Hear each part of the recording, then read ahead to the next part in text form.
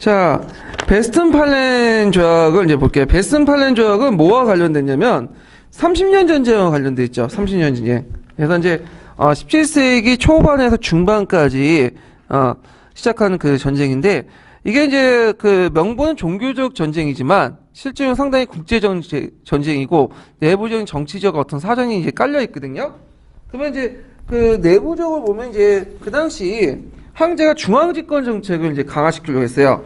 그거에 대해서 이제 연방 제후들이 반발이 있었고, 그 다음에 또 외부적으로는 합스부르크 가문을 견제하는 프랑스와 스웨덴, 덴마크 간의 어떤 그 나라들이 이 합스부르크를 견제하는 그 프랑스, 스웨덴, 덴마크들이 영토 확장이나 자국의 이익을 확보하기 위해서 이 전쟁에 개입을 했죠. 자, 그래서 이제 30년 전쟁의 배경을 이제 보면요, 대개 이제 16세기 말에서 17세기 초 때 얘기예요. 자, 예수회를 중심으로 카톨릭 세력이 회복이 되고, 특히 그 남독일 지역에서 이제 회복이 되죠. 그 다음에 공식적으로 인정받지 못했던 칼뱅파 세력이 확대되죠. 그 다음에 또 하나의 문제점이 뭐냐면, 그 아우쿠스 부르크 하이가 남긴 문제가 있어요. 하이라고 고치세요. 하이. 헤이가 아니라 하이. 자, 여기 이제 아우쿠스부르크의 하이가 뭐냐면, 그때 이제 내용은 뭐 신교도가 뺏은 카톨릭 재산을 신교도가 갖는 걸로 돼 있잖아요. 그래서 카톨릭 재산을 더 이상 뭐냐면 그 카톨릭 교도들이 이제 갖지 못하도록 했는데, 근데 이걸 황제가 다시 곤쳐버린 거야. 황제가 돌려줘라. 그러니까 예전에 가지고 있었던 이제 신교도 입장일 때는 이제 이미 자기 재산이 됐는데 돌려주겠어요? 그래서 이제 반발. 그래서 이제 그때 두 가지 세력으로 나눠지지, 독일은. 그래서 프로테스탄트 제후들은 그 칼뱅파를 중심으로 팔츠 선제를 중심해서 그 연합 유니온이 결성되고, 그다음에 카톨릭 제후들은 그 바이에른 공을 중심으로 해서 리그 동맹이 결성되죠. 그래서 카톨릭 측과 그 다음에 신교도 측에 이런 제후 연합이 형성이 됐다, 이렇게 이제 보시면 되고요. 그 다음에 정치적인 측면을 볼 때는 신성 로마 황제가 독일 정치를 방해를 했다. 그래서 이 방해라고 좀 말하는데 이거 좀 곤치세요. 신성 로마 황제가 그 독일 정치를 방해하기보단 중앙 집권 정책을 펼쳤다, 이렇게 이제 곤치시면 좀 될 것 같아요. 중앙 집권 정책. 그거에 대한 제후대 반발, 이런 것들을 이제 볼 수가 있죠. 그 다음에 이제 국제적으로 보면 발트해 지출 문제 때문에 이제 덴마크, 스웨덴, 스페인, 영국, 프랑스 간의 대립이 일어났죠. 그래서 덴마크와 스웨덴은 이제 그 같은 신교도 국가지만 어떻게 하든 좀 발트해를 이제 지출하려고 그 다음에 30년 전쟁에 개입을 했고, 스페인 같은 경우에 발트해 부근에 해군 기지가 필요했어. 그래서 이제 진출했고, 자, 영국과 프랑스는 발트해 연합을 중심해 통상 이익이 필요했기 때문에 또 개입을 했던 거죠. 자, 그 다음에 왕조적 대립 문제. 독일의 합스부르크하고 프랑스의 부르봉과의 왕조적 경쟁 의식이 있는데, 그 당시 이제 그 16세기, 물론 14세기부터 16세기까지 프랑스와 독일 간의 경쟁이 있었어. 특히 독일이 발로아 왕조 있죠. 그 다음에 합스부르크와 경쟁이 있었고, 발로아 왕조를 계승한 부르보 왕과 합스부르크와 계승이 유럽의 이제 패권 문제와 관련돼 갖고 있었거든요. 그래서 아까 얘기했던 프랑스는 카톨릭 국가죠. 그런데 누굴 지원했어요? 신교도를 지원했죠. 이건 왕조 전쟁의 일환으로, 이것도 이제 일종의 왕조 전쟁이죠. 30년 전쟁도 이런 세력 균형의 원칙이 적용됐기 때문에 그런 거죠. 자, 뭐 이렇게 이제 복잡한 게 있었다. 그래서 이제 국제적 그 지원을 보면 되게 30년 전쟁은 국제 성격이 되게 강한 건데, 국교도는 누가 지원했냐면 에스파냐. 에스파는 같은 합스부르크 가문 출신이에요. 그래서 칼 5세가 죽을 때 자기 동생한테는 독일 합스부르크를 주고, 자기 아들 필리페 2세는 누구한테 줬죠? 스페인 지역을 줬죠. 그래서 같은 합스부르크 가문 출신이고요. 그다음 신교도 같은 덴마크, 스웨덴, 프랑스 같은 나라들이 이제 지원해줬다. 자, 전쟁하는 과정을 보면 처음에는 국내전이었지만 이게 이제 스페인이나 덴마크, 스웨덴이 개입되면서 그 국제적으로 바뀌었는데요. 1기는 보헤미아 전쟁 시기야. 보헤미아는 지금 어디예요? 체코죠, 체코. 예. 그래서 있고, 그다음 두 번째는 덴마크, 그다음에 세 번째는 스웨덴, 마지막으로 누가 개입했죠? 프랑스가 개입했죠. 그래서 보헤미아 지역은 원래는 이제 그 체코인데, 여기는 홉스 운동의 본고장이죠. 홉스가 보헤미아 출신 아니에요? 예, 그래갖고 이제 그 신교도 비중이 되게 높았어요. 후스파들이. 왜냐면 이거는 종교적 성격도 있지만 민족적 성격도 있어요. 왜냐 이 그 뭐냐면 호스파를 중심해서 체코 민족주의가 등장을 했거든요. 그래서 이제 이 오스트리아 지배에 대한 어떤 민족적 감정이 많아요. 합스부르크가 오스트리아죠. 자, 그래서 이제 이때 그 독일 황제 페르디난드가 그 황제가 되기 이전이에요. 그 보헤미아 왕이 되니까 신교도를 탄압을 했어. 그래서 자기가 믿고 있는 천주교를 강요한 거야. 신교 그 호스파들에게. 그러니까 이제 이 신교도 귀족들이 그다음에 팔찌 선제우를 보헤미아 왕으로 모시고 대항을 하게 되죠. 그러면서 이제 프로테스탄트 동맹과 카톨릭 동맹과는 어떤 결성이 되며 대립되는데 결국엔 보헤미아 전쟁에서 오스트리아군에서 반란군을 격파당하죠. 그래갖고 이제 구교도의 승리로 끝날 것 같은데 끝날 무렵에 또 누가 개입한 거예요? 덴마크 왕이 개입한 거야.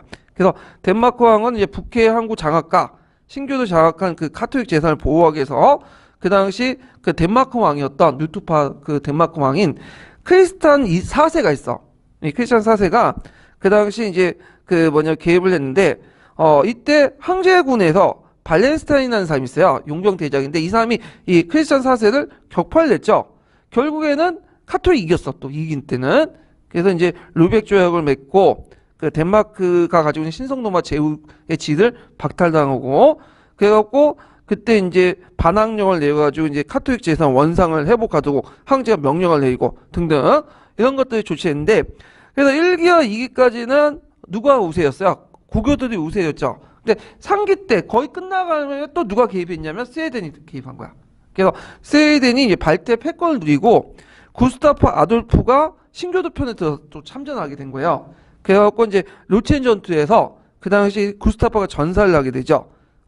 그래서 요때는 3기가 스웨덴 왕 개입 때는 비등비등했어요. 황제가 이제 스웨덴 왕이 죽어도 그 망의 스웨덴군이 강력했기 때문에 나름대로 비등한 상태였거든요. 그래서 이제 황제가 독일 내 프로테스트 제후하고 이제 하해를 하고 했는데 또 누가 개입한 거죠? 프랑스가 개입을 한 거죠. 마지막으로. 그래서 프랑스가 초창기 때는 재정적 지원만 했어요. 재정적 지원만. 그러다가 이제 4기 때 마지막 막판에 프랑스의 니슈엘이라는 사람 있죠. 루이 13세 때 그 니슈엘 추기경이 자기가 추기경에도 불구하고 신교도 편에 개입을 한 거죠. 그래서 자신의 종교적 신념보다는 국가적 이익을 더 앞세운 거죠. 그래서 프랑스 같은 경우에는 그 일단은 개입한 이유가 여러 가지 있는데 일단은 합스부르크가를 견제시키는 목적도 있고 프랑스는 어떤 생각을 갖고 있냐면 나일강을 경계해서 자연 국경을 이뤄야 된다는 생각을 갖고 있어요. 그래서 나일강의 일부가 아직 독일 땅에 있기 때문에 이걸 뺏을 목적으로 개입을 한 거야. 예. 그래서 이때 이제 그 프랑스군의 개입으로 그 당시 그 신교 제후들과 프랑스군의 연합부대가 그 당시 이제 그 황제군을 격파하죠. 스페인 군대도 격파를 하면서 결국에는 막판에 누가 이기게 된 거죠? 신교들이 이겨갖고 이제 신교들이 승전국 입장에서 프랑스와 신교들이 승전국 입장이고 그 다음에 독일과 스페인이 패전국 입장에서 조약을 맺은 것이 베스튼팔렌 조약이에요. 예. 그래서 이 베스튼팔렌 조약은 그 근대에 들어와서 규모가 제일 큰 조약이었고 그 다음에 상당히 이제 중요한 조약이에요. 그거 외워 두셔야 돼요. 그래서 이거 예전에 기출문제 한 두세 문제 나왔기 때문에 나올 가능성이 되게 많아요. 일단은 프랑스와 스웨덴은 승전국이죠. 그래갖고 이 사람들이 독일 일부 지역을 이제 양도를 받게 돼요. 그리고 그 과정에서 이제 신성노마 제국 위에 가서 포괄권을 획득하게 되죠. 독일의 내정 문제를 간섭하게 되는데 프랑스가 얻은 땅은 어디냐? 메스, 툴, 베르댕 지역을 얻게 돼요. 예. 그래서 메스, 툴, 베르댕 지역은 원래부터 예전에 얻었던 지역이에요. 그래서 이제 그 전에 깡프레라는 조약이 있어요. 깡프레라는 조약이 있는데 그 마드리 조약이나 깡프레 조약을 통해서 원래 얻었던 땅이거든요. 이 땅을. 근데 이 30년 전쟁 동안 베스트팔렌 조약 결과 확인해 준 거야. 영유를. 예전에 그 마드리드 조약이나 깡프레 조약을 통해서 얻었던 조약을 다시 확인을 해주시고요. 새로 얻었던 지역은 뭐냐? 알리아스 지역이죠. 알리아스 지역은 노렌 지역과 유명하죠. 그래서 그 알리아스 그 지역이 이제 그 얻게 되는데 후에 무슨 조약이 이제 추가되냐면 로렌도 추가돼요. 근데 30년 전쟁에서 그 했던 베스트 8년 중에서는 로렌은 없고 알제스만 있다가 나중에 이제 1766년에 이 로렌이 다시 추가돼요. 그래서 보통 알제스 로렌 지역 이렇게 묶죠. 예. 이 알제스 로렌 지역은 라이강 안쪽에 있으면서 독일어권을 사용하는 사람들이 있는 지역이에요. 그래서 보통 이제 아까 얘기한 것처럼 나일강을 중심으로 해갖고 자연국경선을 주장했기 때문에 프랑스는 이 지역이 필요했던 거야. 그래서 알제스와 뒤에 노렌 지역을 얻게 돼요. 그러니까 주의하자면 노렌 지역은 30년 전쟁 이후에 얻는 게 아니라 그 뒤에 얻는 거야. 이게 예전에 기출문에 나왔던 거거든요. 그래서 알제스 로렌 지역은 상당히 역사적으로 문제가 있었던 지역인데, 논쟁이 있었던 지역인데, 자, 원래는 독일 땅이었죠. 그리고 거기에 살았던 사람도 독일어야. 독일인이야. 근데 30년 전쟁 때 누구한테 넘어가죠? 프랑스로 넘어가죠. 근데 이 알제스 로렌 지역이 보불 전쟁 때 다시 누가 넘어가요? 독일로 넘어가죠. 보불 전쟁 때 그 넘어갈 때 그 이걸 소재로 했던 유명한 소설이 있죠. 마지막 수업이라고. 예. 그래갖고 이제 독일어 프랑스어로 마지막 썼던 그 수업을 이제 있죠. 독일 넘어가면서. 근데 이거 다 거짓말이에요. 그 당시에 독일어를 사용했던 지역이기 때문에 그 주로 독일어 수업을 했고, 실제로 뭐 독일어 넘어갔더니 당연하게 한 거고, 프랑스 수업을 했다가 이게 마지막 수업이라 해서 그 애가 이제 막 울고 난리치고 그랬는데, 실제로 그 독일어를 사용했던 지역이에요. 그러다가 독일어 넘어갔다가 프랑스가 1차 세계대전 때 다시 가져왔죠. 그러다가 프랑스가 또 2차 세계대전 때 패하잖아, 초기 때. 독일 갖고 왔다가 다시 프랑스로 넘어가게 돼요. 그래서 이제 지금은 이 지역은 이제 프랑스인으로 구성돼 있어요. 프랑스어권 쓰는데 이렇게 왔다 갔다 하는 지역이에요. 분쟁 지역이고. 그다음 스웨덴 같은 경우에는 발트해와 북해 연안의 일부를 얻게 되죠. 오대동 강 일대를 이제 얻게 되고요. 그다음에 독일에는 브름의 주교구를 소유하게 되고, 그다음 엘베강 하고 지역을 또 장악하게 돼요. 그다음에 이제 이때 동포문과 약간의 주교구를 얻었던 그 브랜데르크 부르크 선제구였어요. 이게 이제 그 나중에 프로이센이라고 불렸던 지역이죠. 그래서 이제 그 프로이센이 점점 이제 뭐냐면 부각이 되고, 그다음 스위스와 네덜란드가 독립을 정식적으로 인정받죠. 예전부터 독립돼 있었는데 공식화된 거야. 스위스는 예전에 오스트리아 합스부르크와부터 독립된 거고, 그다음 네덜란드는 뭐죠? 스페인 합스부르크와도 독립된 거죠. 그러니까 이거는 뭘 견제시킨 거야? 합스부르크를 견제시킨 거야. 네, 이런 것들 이제 보시면 되고, 자, 종교적인 측면을 볼 때는 칼뱅파가 종교적 자유를 인정받았죠. 그리고 그 교회의 제사의 소속을 1624년의 기준으로 인정받게 돼요. 그러니까 1624년은 앞에 언급한 제3기 때 1624년에 반환령 이전이에요. 이 반환령이 뭐예요? 독일 황제가 그 예전에 카톨릭 그 신교들이 장악했던 카톨릭 제사를 다시 카톨릭으로 돌려줘라는 명령이죠. 반환령인데 이것을 이제 1624년 이전으로 돌리는 것은 신교들이 장악한 카톨릭 제사는 누가 갖는다는 거예요? 원래 그 아우크스부르크 하이데도 신교들 가져다. 그걸 얘기하는 거죠. 그래서 이제 그 구교들이 가지고 있는 신교들의 재산을 인정했다. 요건 좀 약간 문제가 있는데 지금 이제 올 때도 그냥 하여튼 뭐 그렇게 하고, 자, 그 다음에 황제 재판소에 누토파와 칼뱅파의 동수 재판권을 이제 뒀고요. 신앙의 자유도 인정했고, 그 이때부터 이제 종교가 그 개인의 자유가 돼요. 개인의 선택은. 그래서 종교는 하나의 종교에 하나의 그 뭐냐면 하나의 왕국의 하나의 종교의 원칙이 깨지게 되는 거죠.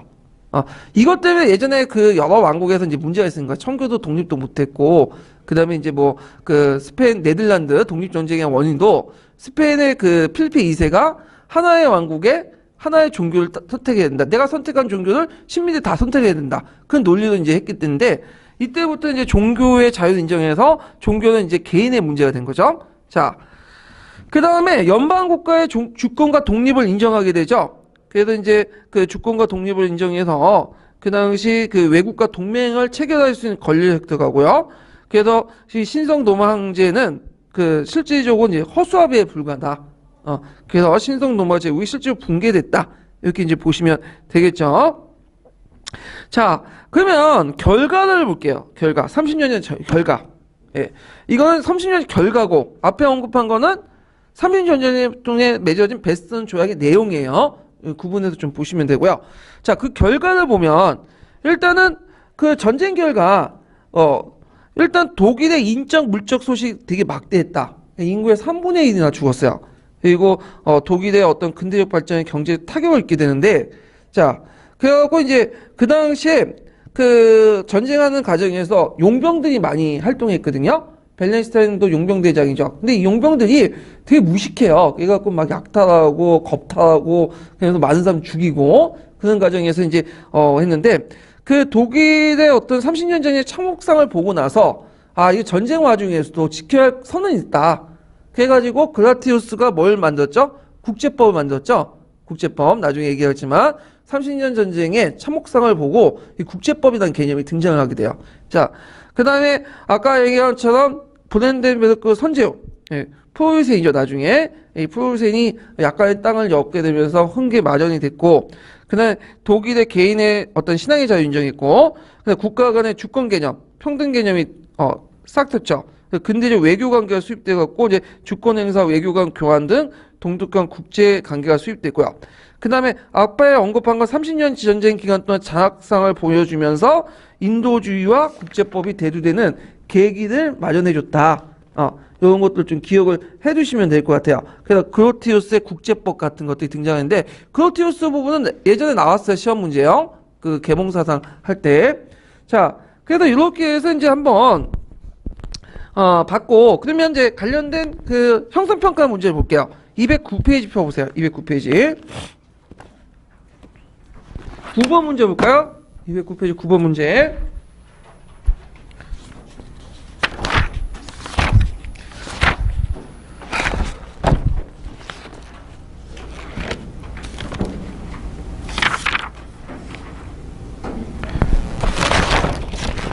이거 위그너 전쟁 했는데, 위그너 전쟁하고 관련된 건데, 일단.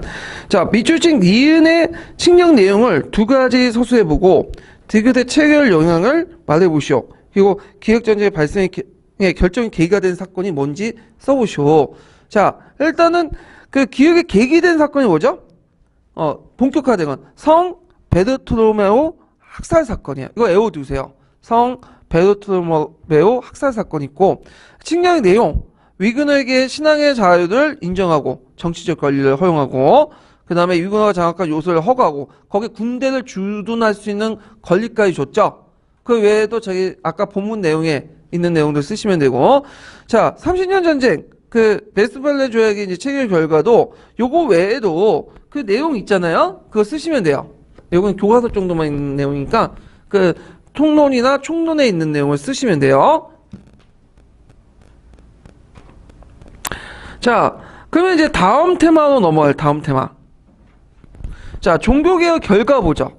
요건 잠깐 이제 예전에 객관식 기출 문제 때 언급한 건데 뭐 중요한 건 아니에요. 근데 이제 한번 이 종교개혁 결과를 이제 좀 보면요. 일단은 이제 그 방향은 국가 중심의 세속적, 현세적인 유럽 근대사의 형성에 크게 기여했다. 예전에는 종교 중심이었죠. 예. 근데 이 과정에서 종교 전쟁이나 이런 걸 통해서 신교와 구교가 싸우게 되고, 이제 서로 힘이 비등비등하니까, 이제 서로 간에 간용을 하게 되는 거죠. 인정해주고. 그러면서 이제는 종교가 이제 중심이 아니라 국가의 정책이나 시익이 더 중심인 사회로 넘어가게 돼요. 그 다음에 이제 그 영향을 이제 보면요. 되게 많은데 종교적인 측면에서 이제 카톨릭 교회 교회와 제도가 부정되면서 성서 중심주의에 입각한 신앙의 자유와 군민주 교회의 분리운동에서 했다. 그래서 카톨릭 같은 경우에는 전 유럽적이고 전 세계적인 종교잖아요. 근데 이제 신교도 같은 경우에는 개별교회 중심이죠. 각 국가교회 중심으로 바뀌게 됐고 그 다음에 프로테스탄티즘의 신앙의 내면이 심화되고 원식 기독교 복귀가 되고 그 다음에 간용이 초래됐다. 제일 중요한 거죠. 종교 간용. 그래서 다른 종파나 다른 종교에 대해서 이제 이단이라서 죽이는 게 아니라 서로 간에 인정을 하게 되는 거야. 네. 인정하지 않으면 어떻게 살 수가 없어. 사회통합도 안 되고. 예. 그래서 이제 있고 그 다음에 이제 주의할 것은 우리가 천주교가 상당히 배타적이라고 생각하지만 개신교도 되게 배타적이에요. 오히려 지금 거꾸로 됐죠? 천주교가 좀 약간 포용적인 데 반해서 개신교는 뭐예요? 배타적이잖아. 그래서 예를 들어 제사 문제 같은 경우에도 이제 우리 집은 제사를 안 지내거든요? 왜 제사를 안 지내면 우상숭배 금지한다고 개신교에서는 제사를 안 지내고 뭘 해요? 추도 예배를 하죠? 근데 카톨릭 같은 경우에는 이거 우상 숭배가 아니라 조상의 제사다. 그래서 인정을 해주잖아요. 그래서 이게 좀 다른 건데, 자, 하여튼 로마 중심의 어떤 기독교 세계관이 파괴되죠. 그래서 중세 카톨릭의 보편적 이념이 파괴되고, 그리고 종교 통일성도 상실됐다. 자, 그러니까 정치사회적으로 보면 교황의 권위가 부정되고요, 교회의 지배로부터 해방되고, 국민 국가적 각성 운동이 일어나고, 그 다음에 이제는 종교의 문제가 개인의 문제로 바뀌게 되죠. 그리고 이걸 통해서 각 분야의 세속적 발전이 이제 가속화되면서 근대 세계의 어떤 성리의 발전에 공헌했고, 일상생활, 세속적 일상생활이 개조됐고, 그 다음에 중세의 어떤 중상계급 성립의 어떤 바탕이 됐다. 자, 정치사상의 발전을 보면 그 당시 이제 종교 분쟁의 과정에서 이제 뭐냐면 여러 가지 종교 전쟁이 일어났고, 그리고 이 과정에서 이제 정치적 사유가 발전이 돼요. 그래서 국민주권주의, 자연법 사상 이런 것들이 등장하고, 그래서 주권이론이 등장하게 되다. 주권이론은 왕권신수에서 먼저 출발했죠. 그래서 왕권신설의 주권 누가 갖고 있는 거예요? 왕이 갖고 있잖아요. 신의 어떤 신의 어떤 신의 위탁을 받아갖고 왕이 갖고 있는데, 나중에 이것이 이제 뭘요? 국민주권설로 이렇게 바뀌게 되죠. 인민주권설이나. 이거 나중에 좀 설명하고요. 그래서 이런 걸 통해서 종교개혁을 통해서 종교전쟁이나 종교개혁을 통해서 근대국가의 항쟁에 크게 기여했다. 그냥 전반적인 내용들만 파악을 해주세요. 그냥. 요거는 뭐 그렇게 중요한 건 아니니까. 자, 그러면 다음 테마로 넘어갈게요. 절대주의. 이게 중요한 거예요. 이게. 절대주의가 중요한 건데, 이게 이제 예전에 시험문제 나왔던 거죠. 그래서 절대주의 하면 개별 국가 절대주의의 특징들을 물어보지 않아요. 스페인이나 요 정도만 물어보고, 주로 어떤 게 전반적인 절대주의 특징 있죠. 이런 것들 많이 물어봐요. 한 6번, 7번 정도 물어봤어요. 왕권신수설, 뭐 중상주의, 그다음 서유럽의 어떤 절대왕정하고 동유럽의 절대왕정의 차이점, 이런 것들 이제 많이 물어본다. 이렇게 이제 보시면 되는데, 자, 절대주의는 시기적으로 몇 세기에서 몇 세기까지일까요? 16세기에서 18세기까지죠. 16세기에서 18세기를 절대주의하는데, 우리가 이제 절대주의 하면 이제 그 용어의 이제 특징을 보면, 보통 넓은 범위의 절대주의는 16세기, 18세기 때에 정치, 경제, 사회를 다 포괄하는 그 말이에요. 절대주의라는 게. 근데 보통 이제 그 정치적으로 보면 절대 왕권, 절대 왕조라고 얘기하죠. 좁게 보면 이렇게 이제 의미가 이제 있는데, 보통 교과서에서는 절대주의라는 것은 두 가지 개념이 다 포함되어 있어요. 정치, 사회, 경제적인 뭐 의미야.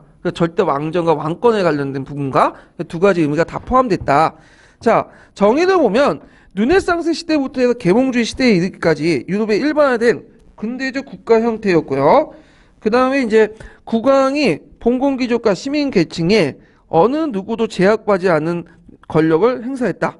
그리고 왕권 신수들이 그걸 뒷받침해줬다는 거. 그래서 절대 왕권은 귀족하고 그 다음 새롭게 등장한 시민 계급을 조절하면서 뭐냐면 성장했던 세력들이 절대 왕권이다. 이렇게 좀 기억을 해주시면 되는데, 이걸 이제 뭐라고 하냐면 계급군영설이라고 해요. 계급군영설. 그러니까 이제 절대 왕권이 정치적으로 볼 때 그 당시 예전에 귀족 계급과 그 다음에 새롭게 등장한 부르주아 계급의 양쪽의 그 뭐냐면 세력 균형 아래 성립된다 해갖고 엥겔스가 이제 주장했던 거죠. 계급개념설. 근데 이제 계급개념설에 대해서 비판하는 학자들이 있어요. 어떤 학자들은 그냥 중세 귀족들의 연합체다. 어떤 사람은 그 부르주아 연합체다. 이렇게 얘기했는데, 요거에 대해서 이제 학계에서는 그 계급군영설은 주로 동유럽이 아니라 어디에 적용되면 서유럽 세계에 적용된다. 영국과 프랑스. 동유럽 같은 경우에는 이게 적용이 안 되죠. 계급군영설이. 왜 적용이 안 되면 동유럽은 부르주아 세력들이 성장하지 못했어요. 그래서 독일 같은 경우에는 이제 그 계몽군주들이 부르주아 세력들을 바탕으로 한 게 아니라 어떤 세력을 바탕으로 한 거죠? 예전 봉건 세력이었던 영주, 융커라고 하는 그 지족계층을 바탕으로 귀족계층을, 그랬더니 융커에서 이제 근대적인 어떤 관료나 그 상비군 여기에서 나오고, 그래서 약간 이제 서유럽 중심의 어떤 개념이라고 볼 수가 있는데, 자, 하여튼 이렇게 이제 있고, 그 다음에 절대주의라고 해서 왕권이 절대적으로 그냥 권력을 행사한 건 아니에요. 이집트의 파라오나 중국의 진시황처럼 이렇게 절대적으로 권력을 행사하는 게 아니라 상대적으로 중세 왕권보다 강했다는 의미야. 그래서 절대주의 시대에도 그 안에서 의회나 그 다음에 여러 세력으로부터 견제를 받고 그랬어. 왕권이. 그래서 이걸 상대적 의미로 받아들여야지 우리가 생각하는 이집트 파라오나 중국의 절대 왕권처럼 이제 황제권처럼 이렇게 생각하시면 안 된다는 거죠. 전 시대의 중세 왕보다는 권한이 강했다. 상대적 의미로 이게 파악을 해두실 필요 있겠죠. 자, 절대 왕권의 이제 특징을 볼게요. 이게 이제 시험 문제 많이 나오는데, 자, 왕권과 국민 통합을 지향을 했고, 아까 얘기한 것처럼 봉건 세력과 새롭게 성장한 부르주아 세력 간의 어떤 균형 위에서 성장을 했죠. 거기 잠깐 보면, 자, 봉건 세력들은 이제 그 뭐냐면 신분 제도를 통해 귀족 세력들이죠. 이들은 그래서 이제 토지 소유권은 이제 왕으로부터 부여받고 분홍과 자영농들에게 봉건 지대를 이제 징수를 하고요. 근데 주의할 것은 이 분홍과 자영농은 농노가 아니에요. 그들로부터 이제 봉건지대라는 것은 지주와 소작인의 관계가 아니라 예전에 귀족들이 누렸던 여러 가지 특권들 있죠. 이런 것들을 징수하는 건데 프랑스 같은 경우에는 생산물 지대가 그 대표적인 거죠. 자, 그 다음에 이제 특권 세력들은 이제 그 뭐냐면 부르주아 세력들인데 이들은 정부로부터 독점 무역권을 얻게 돼요. 식민지 무역에 관한 독점 무역권을 써서 동인도 예산이, 서인도 예산이 이런 것들을 이제 성립하죠. 그 대신에, 이 특권 상인들, 부르주아들은 납세를 갖다 바치죠. 그러니까 절대 군주에게 돈을 갖다 바치죠. 정경 육착을 하죠. 그래서 이 돈을 받은 이제 절대 군주들은 이걸 관료나 상비군을 유지하는데 사용하게 되죠. 예. 그러면 이제 요때 특권 상인들은 무슨 자본가일까요? 상업자본가죠. 그러니까 지리산의 발견 이후에 성장한 상업자본가고 나중에 이 자본가에 반대했던 사람들이 누구예요? 산업자본가들이죠. 그래서 상업자본가들은 주로 이제 그 중상주의 옹호한 데 반해서 이에 반해서 산업자본가들은 시장의 자유를 강조한 뭘 옹호하죠? 자유방임주의를 강조하죠. 이건 나중에 좀 얘기를 하고요. 자, 이렇게 양세력의 균형 아래서 성장했던 계층들이 성장했던 정치체가 절대군주, 절대주의 체제다. 이렇게 보시면 되죠.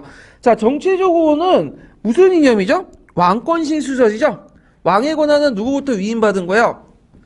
신호부터 위임받았기 때문에 책임은 국민한테 지는 게 아니라 누구한테 지는 거죠? 신한테 책임지는 거죠. 절대적인 거죠. 그래서 있고, 이걸 바탕으로 해서 이제 그 주권 이론이 나왔어요. 그래서 이제 주권은, 왕이 갖는다. 그래서 대표적인 사람이 이제 왕권 시설을 주장하는 사람이 보댕이라든지 보슈에 이런 사람들이거든요. 요거는 제가 이제 뒤에 부분에 정치 그 사상 부분이 있어요. 그 부분에 다시 좀 언급하고요. 그 다음에 그 절대 왕정은 독재지만 국민으로부터 많은 지지를 받았어요. 왜냐하면 절대 왕정 초중기 때는 국민으로부터 지지를 받았어요. 왜 국민으로부터 지지받았냐? 자, 예전에 뭐 장미전쟁이니 백년전쟁이니 하면서 봉건 세력들이 막 싸울 때는 국민들도 피곤한 거야. 막 전쟁에 동원당하고 피해를 입고. 그러니까 강력한 왕권이 등장을 해서 자기를 보호해주고 했던 걸 원했기 때문에 초창기 때는 상당히 지지를 받았다. 근데 시간이 지나면서 이제 이 절대왕정의 체제가 이 새롭게 등장한 부르주아 세력들이나 신흥 세력들에게는 상당히 불리하게 된 거야. 그러면서 이제 어떻게 되죠? 나중에 타파의 대상이 돼버린 거죠. 예. 자, 그 다음에 권력 관계에서 볼 때는 아까 이제 세력 균형에 입각한 왕권 중심의 국가 통일을 했고, 그리고 행정, 사법, 군사무에서 중앙 집권을 달성해서 근대 국가의 어떤 모습을 띠고 있다. 그렇지만 이때 절대 권력이라는 것은 뭐냐면 절대적으로 모든 게 초월한 모든 권력이 아니라 전 시대보다 뭐냐면 왕권이 강했다는 의미죠. 그래서 이때 절대 왕권 안에서도 어떤 세력균형의 원칙에 입각해서 그 좀 제약된 부분도 있었다. 그러니까 우리가 알고 있는 뭐 이집트의 파라오나 그 다음에 중국의 항제처럼 생각하면 안 돼요. 예. 그 다음에 절대 왕정의 경제 정책은 뭐죠? 중상주의 정책이죠. 정경 육착에 의한 중상주의. 그래서 그 국가가 적극적으로 개입을 하는 거죠. 그 경제 정책에. 그래서 국내 상공업자를 보호하고 육성하고 보호무역하고 식민지 개혁하고 그런데 주력을 했다. 그래서 지리산의 발견 이후에 상업혁명을 배경으로 했고 이 중상주의를 바탕으로 해 성장했던 자본가가 어떤 자본가죠? 특권상위 집단이었던 상업자본가들이죠. 상업자본가들. 그럼 중상주의 반대는 뭘까요? 이제 모든 걸 시장에서 해라. 자유방임주의죠. 자유방임주의. 이런 산업자본가들의 지지를 받게 되죠. 요 부분은 또 중상주의 부분이 있어요. 경제사상 할 때 좀 더 언급하고요. 자, 종교적으로 볼 때는 그 당시 이제 이 종교적으로 볼 때는 이제 하나의 왕국, 하나의 그 뭐냐면 종교 이게 원칙에 따라서 그 지도자들이 선택한 왕이 선택한 종교에 따라서 왕국의 종교도 딱 뭐냐면 선택이 되죠. 그래서 프로테스탄트를 선택했던 뭐 영국이나 이런 나라는 뭐 믿고 그 다음에 이에 반해서 카톨릭 같은 프랑스는 또 카톨릭 왕이 믿고 이런 식으로 이제 했다. 자, 그렇지만 이렇게 이제 했지만 종교적으로 때 카톨릭의 지배력은 약화되죠. 상대적으로. 왜냐면 카톨릭은 국가 권력이 없을 때 국가 권력 역할을 대체하면서 성장했잖아. 중세 시대는 그 영향력을 발휘할 수 있었죠. 그래서 근데 이제 근대 국가 등장하고 절대 왕권이 성립되면서 이제 국민국가 이제 어떤 완전하진 않지만 국민국가 원형이 등장하면서 어떻게 됐죠? 이제 교회가 침투할 수 있는 여지가 없게 된 거야.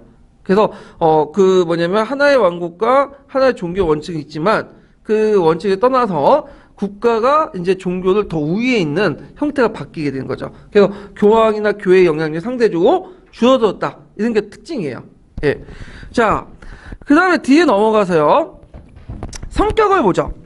자, 성격은 이제 그 유럽 사회가 봉건사회 탈피해서 그 당시 근대적 발전 국가로 넘어가는 가도기적 성격을 갖고 있기 때문에 근세적 요소와 그 다음에 봉건적 요소가 같이 있다. 그럼 봉건적 잔재들이 어떤 것이 있냐 보면요. 자, 일단 귀족의 특권이 계속 남아 있었죠. 그 다음에 농민의 봉건적 부담. 그러니까 그 당시에 봉건제도는 없어졌어, 제도적으로. 그렇지만 봉건제 유산이 남아 있었죠. 예. 그 다음에 이제 신분제가 봉건적 특권이 계급이 종속하고 있었고 중세적 집단이 종속되는데 그 대표적인 게 길드, 자치도시, 뭐 대학교, 단체 이런 거 다 길드적 요소죠. 자, 그 다음에 근대적 요소는 중앙집권체제의 자본주의 발전, 부르주아 계층 성장. 그래서 근대적 요소와 봉건적 요소가 같이 있었다라고 좀 기억을 해두시면 되고요. 근데 그 절대주의라도 서유럽의 절대주의하고 동유럽의 절대주의가 달라요. 그 차이점 예전에 물어봤거든요. 자, 서유럽 먼저 볼게요. 서유럽 같은 경우에는 그 국가 개념이 출현이 되기 시작하죠. 그러니까 국가의 구성형 영토, 주권, 군민, 제도 이런 것들 요건이 이제 확립돼서 출현되고 그 다음에 예전에 봉건영주들이 가지고 있었던 그 사법권이라든지 조세 징수권 해소하게 돼요. 그래서 사법권 같은 경우에는 이제 그 뭐냐면 성문권이 확대되고 성문법이 그 다음에 왕실재판권이 확대되면서 이제 중앙에서 사법권을 해소하고 징세국 같은 경우에는 이제 여러 가지 이제 그 타협을 보죠. 프랑스 같은 게 대표적인 게 프랑스 같은 게 귀족들은 세금을 안 내는 대신에 누구한테 내게 하죠? 부르주아나 일반 시민들에게 내게 하죠. 국민들에게. 대신에 징세권은 이제 국가가 갖는 방식으로 한 거야. 그래서 이게 문제가 되는 게 뭐냐면 그 귀족들은 수가 적지만 막대한 토지를 가지고 있어요. 그러니까 이 사람들이 뭐 토지세도 안 내고 인도세도 안 내고 온갖 세금을 다 면제받으니까 국가 재정이 어떻게 돼요? 파탄이 나죠. 그래서 나중에 이제 프랑스 대혁명 그 전후에 그 세금을 귀족들에게 부과하려니까 귀족들이 반발한 거 아니에요? 예. 자, 그 다음에 이제 사회적으로 보면 프랑스 같은 경우에는 이게 이제 신분적 틀 안에서도 계층 이동이 이제 가능했는데 프랑스는 부르주아 계층들이 관료기구를 통해 귀족화돼요. 대표적인 게 범법 귀족이죠. 그래서 프랑스 같은 경우에는 그 귀족이라는 지위를 살 수 있죠.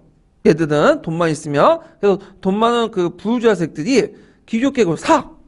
저 어떤 식으로 사냐면 고등법원 있죠. 파리 고등법원이나 지방 고등법원의 직을 사면 이게 범법 귀족이 되거든요. 예, 그런 식으로 해갖고 그 사는데 이거는 원래 그 창건 귀족하고 다르다. 창건 귀족은 정통적인 귀족들이야. 원래 그 핏줄이 그랬기 때문에 피가 그게 섞였기 때문에 귀족이 된 거고 이 사람은 돈을 가지고 사는 거야. 그래서 이제 보통 부르주아색들은 어느 정도 돈이 있으면 귀족 신분 탈피해요. 그래서 귀족으로 바뀌게 되는데요.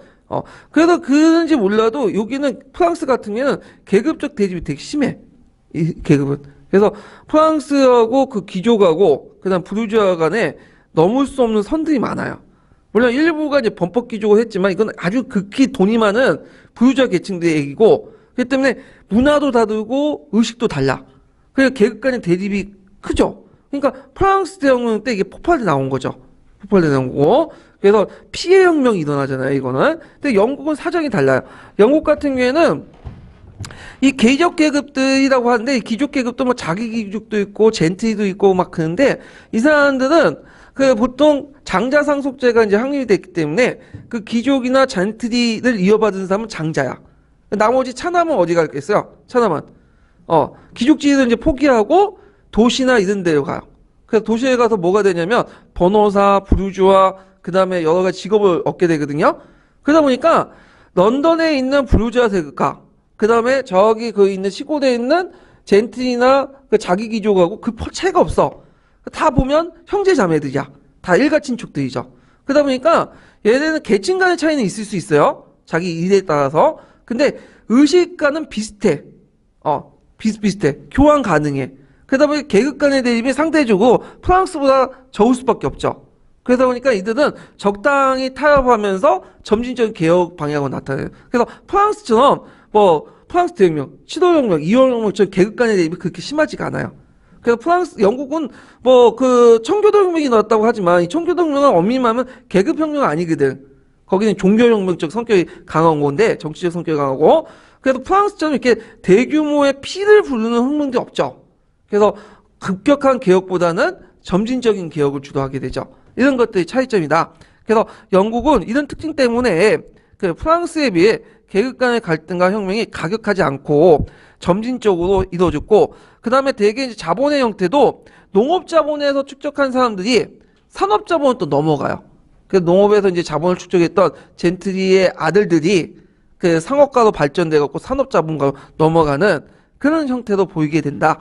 이런 걸 좀 기억을 해두시면 되고요. 그러면 동유럽의 절대주의를 볼게요. 자, 이거 되게 중요한 건데 동유럽은 서유럽과 달라요. 동유럽은 시기적으로 1세기가 늦어. 되게 이제 서유럽의 그 절대주의 왕권은 16세기 때 성립된 데 반해서 그 동유럽은 17세기 후반때에 성립되거든요.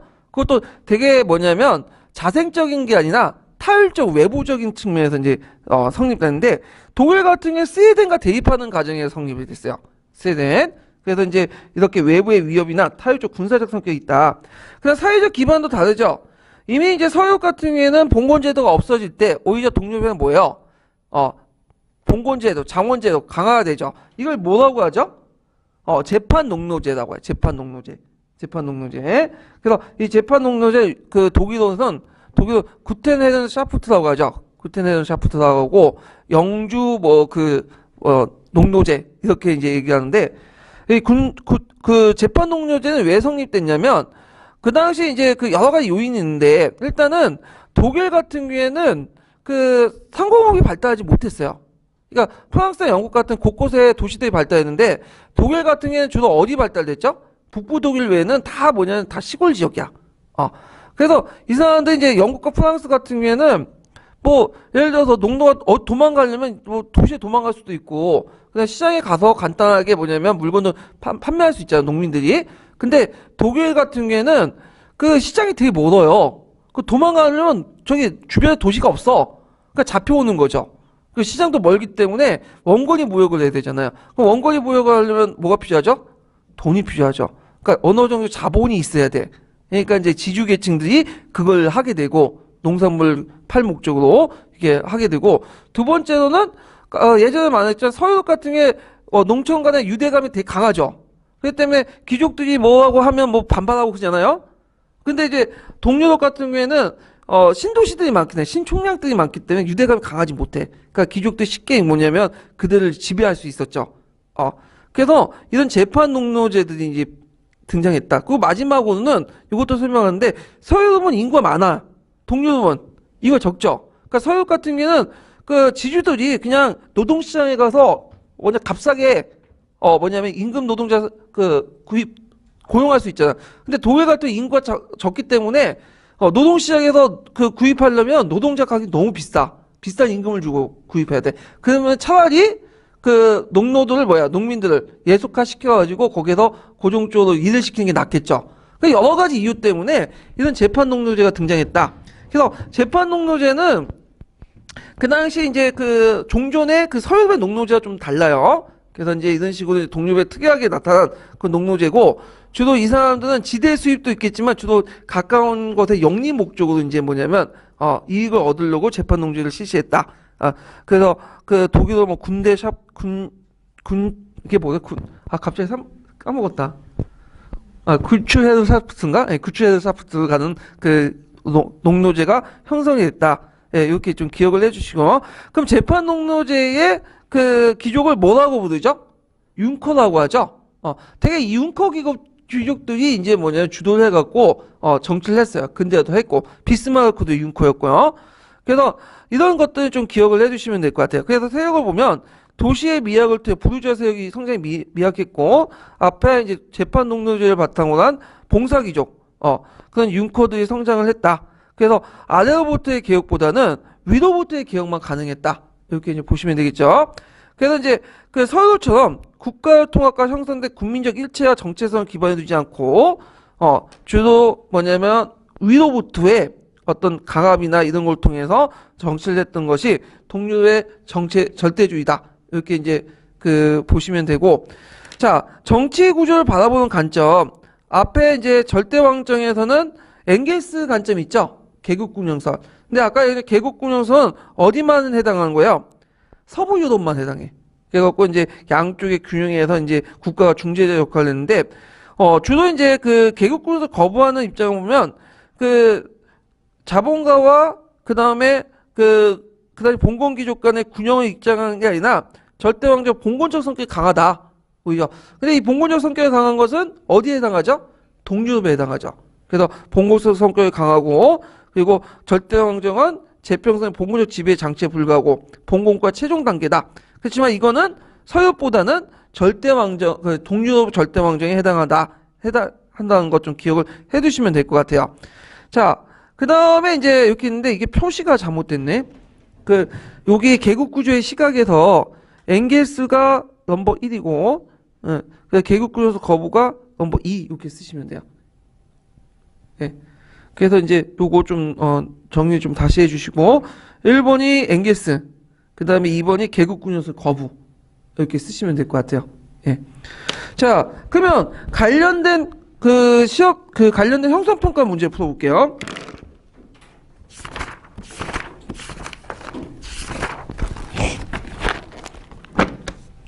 자, 214페이지 23번 문제 보세요.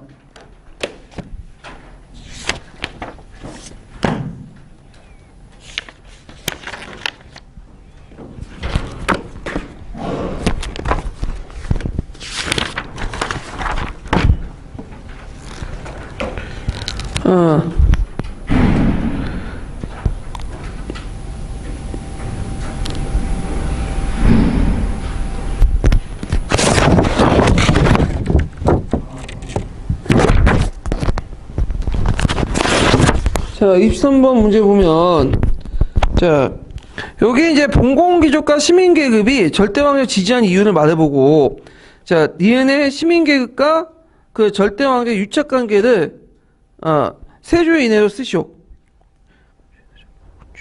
자, 기역의 지지 이유는 봉건귀족이 권력이 약화되니까 왕권에 의존하게 되죠. 요것도 쓰게 되고, 시민계급은 안전적인 경제활동을 통해서 국가의 통일과 강력한 왕권을 받았던 거고요. 그 다음에 시민계급의 절대왕자 유착관계. 그 다음에 시민계급. 이때 시민계급은 어떤 세력들일까요? 상업자본가들이죠. 산업자본가가 아니라. 그래서 봉건귀족과 대립하면서 자신의 세력 확대를 위해 국왕과 협력했고, 상공업과 대외무역에서 안정을 보장받기 위해 국왕을 지원했죠. 그리고 국왕 또한 국가의 재정 수요 확보하기 위해서 시민계급의 상공활동을 지원을 했고, 그런 정책에서 무슨 정책을 했어요? 중상주의 정책을 펼쳤던 거죠. 자, 그 다음에 24번 문제 볼게요. 요거는 이제 아까 언급하지 않았지만, 이제 그때 절대왕정 시대 때 그 예술 양식을 얘기한 건축 양식.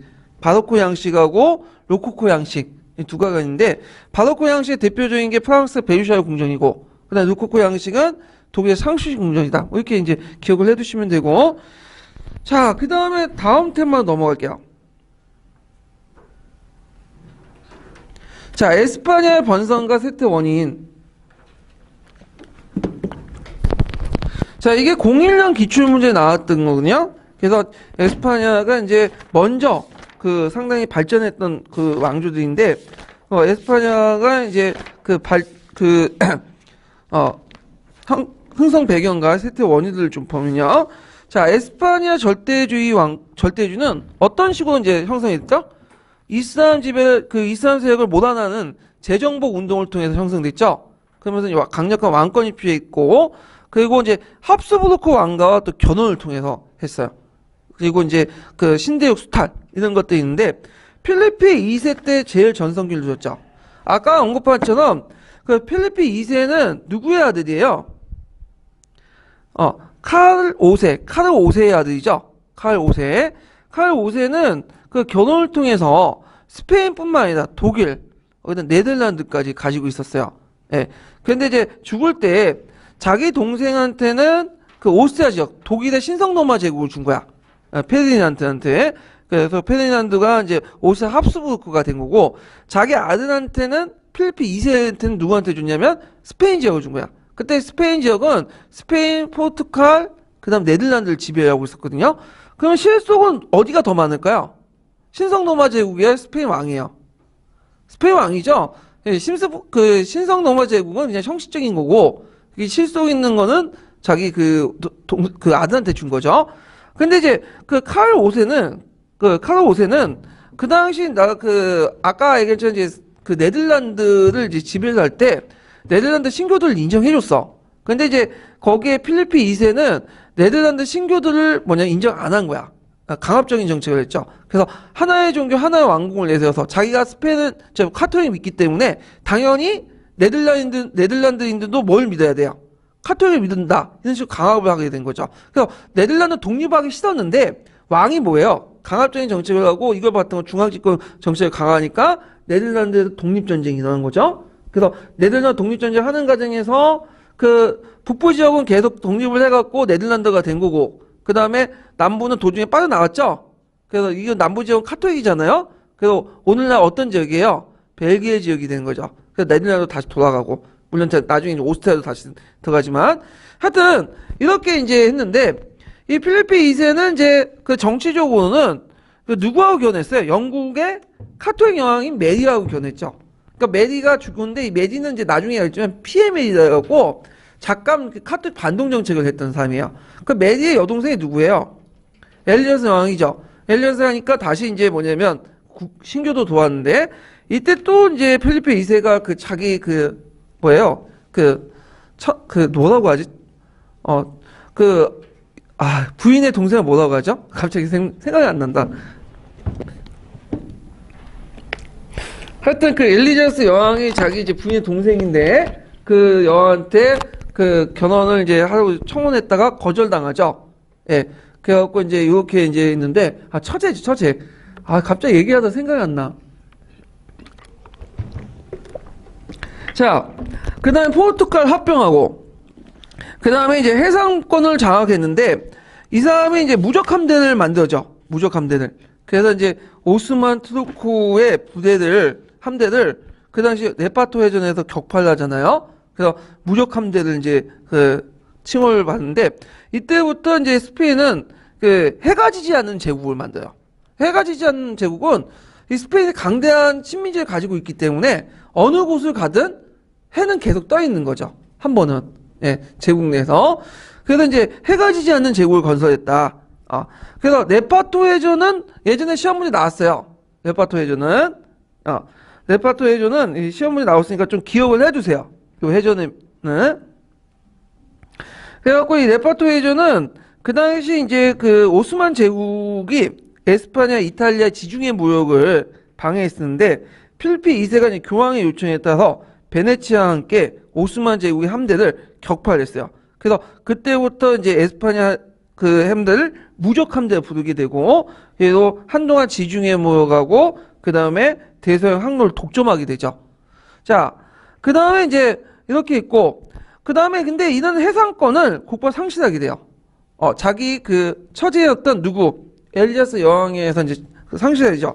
그래서 그 다음에 영국과 스페인은 대서양 패권을 둘러싸고 이제 싸우게 됐는데, 그때 네덜란드 독립전쟁 때 누가 도와주죠? 영국이 도와주죠.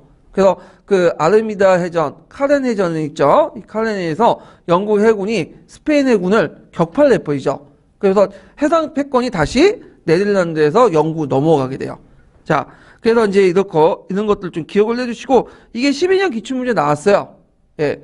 자, 그래서 아르미다 해전에서 이제 네덜란드 독립전쟁에서 그 당시 엘리제 상황이 무적 함대를 격파했다. 아르미다 해전은 카렌 해전이라고 해, 카렌 해전. 예, 이거 카렌 해전 하는데, 주로 이제 하공을 이용해 가서 격파를 했다고 그래요.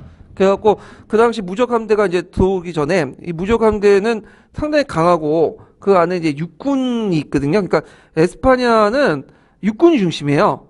해군은 부수적인 거고, 그리고 거기 그 함대가 있더라도 실제 그 육군 병사들이 들어가 있어. 그래서 이제 에스파냐인들이 이제 전쟁을 할 때 일본군 형태 있죠. 그래서 먼저 접근해가지고 갈고리 올려가지고 그 배에서 육전대들이 와서 투입해고 싸우는 방식이야. 근데 이제 그 잉글랜드는 육군보다는 뭐가 발달됐죠? 해군이 발달됐죠. 특별하게 그 육전대가 없어 얘네들은. 그러니까 이게 이런 식으로 싸우면 질 수밖에 없잖아요. 그러니까 얘네들은 대포 있죠. 대포를 통해서 한포를 통해서 이제 공격을 하는 거죠. 하전을 통해서. 근데 이제 얘네들이 뭐냐면 너무 멀리 떨어지면 어떻게 돼요? 포격력이 떨어지죠. 예. 그러니까 적당한 거리를 유지하면서 뭐예요? 적이 쳐들어오면 좀 멀리 이렇게 도망가고, 그리고 대포를 쏘고. 그 다음에 이제, 하공선을 이용해갖고, 이제 불을 질러가지고, 이렇게 해가지고, 그 불을 질려서, 그 에스파냐 진영을 무너뜨리고 나서, 그 다음에 대포를 통해서 접근해서 대포를 쏘고, 적이 쳐들어오면 또 물러나서 좀 적당한 거리를 유지해가지고, 대포를 쏘고, 이런 식으로 해갖고 이긴 거죠. 그러니까, 그 이순신이 예전에 대포를 통해서 일본군 격퇴한 거 있죠? 그렇게 이제 보시면 돼요. 그래서 이제 영국군이 이겼다. 이렇게 이제 보시면 되고. 자, 그 다음에 이제, 여기에 보면 이제 에스파냐 동방무역을 이제 갈레온 무역이라고 하거든요. 네. 그래서 에스파냐 사용했던 그 성박 이름이, 갈레온이야. 그래서 이걸 통해서 했던 무역인데, 이거는 이제 어떤 식으로 이동하냐면, 마닐라가 그 당시 스페인 그 식민지였죠. 마닐라 누손이. 그 누손을 중심해갖고 중국 상인가 교육을 해. 그리고 이 마닐라와 또 어디로? 멕시코와 연결돼요. 그래서 멕시코의 포토시 강사에서 가져온 은을 여기 필리핀에 가지고 와서 이걸 중국 상인한테 넘겨요. 그러면 중국에서 뭘 가지고 오죠? 차와 비단과 도자기나 이런 것들을 가지고 오죠. 그리고 이걸 다시 유럽에 갖다 파는 거예요.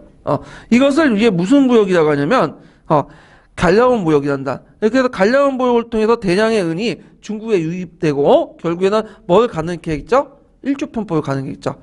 그래서 일조편법. 이게 예전 시험 문제 나왔어요. 그래서 이런 지리산이 발견한 거가 그 당시 막대한 은이 유럽을 거쳐서 어디로 갔다? 중국 건너간 거죠. 중국 건너갈 수밖에 없는 게 뭐냐면 중국이 명청시대 때 은경제가 널리 보급이 됐고 은값이 상대적으로 국제시세보다 더 높았어요. 그래갖고 보통 이제 은하고 금의 가격이 3배 정도 높았거든요. 그러다 보니까 세계의 은은 다 어디에 집중될 수밖에 없어요. 중국에 집중될 수밖에 없는 거. 중국은 다 가게 된 거. 우리나라도 조선후기 때 은전 사용하지 않죠. 은하들. 동전 사용했잖아. 왜? 은은 다 중국 건너가니까 대신에 대체제로서 동전을 사용했잖아요.